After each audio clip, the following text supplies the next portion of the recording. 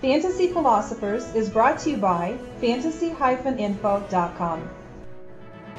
James Jones has been a name that's been around for a couple seasons now. He's coming into, I believe, his fourth season in the league this year for the Green Bay Packers. He's been stuck on the depth charts behind guys like Greg Jennings and Donald Driver for a lot of his career. But this is the season that he could break out for fantasy owners, and we need to start paying attention to him and possibly Jordy Nelson as well.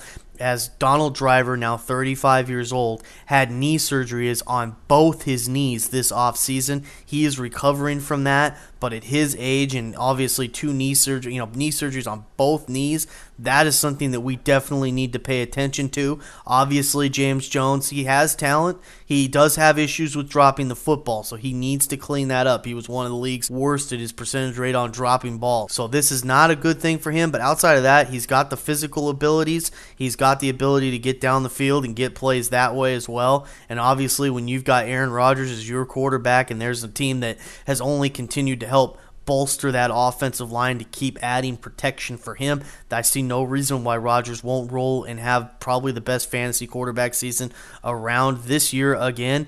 So look for James Jones. If he's going to get in that starting lineup this year, he wins that job, we're going to have to fly him up the boards as probably and potentially a top 30 fantasy receiver. Right now we've got him around 40. And we just have him there. We bumped him up ever since I've heard the news about Donald Driver having this situation go down.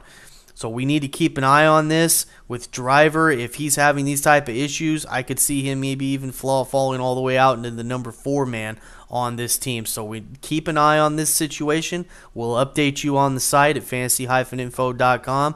Go to James Jones player page, and we'll have all our recent articles and information right there on him. But this is definitely a name we need to keep an eye on throughout the summer. At this point in time, I'd say that he's not a guy you're obviously going to be looking at to put in as your number 2 guy for your team, or number 3 even. But you definitely want to have him on your list. Even if Donald Driver does start the season, there are obvious concerns here. So with Jones, this is a very good guy to stash away on your team with the team he plays on and the opportunities he may end up getting this season as opposed to the other years he's played.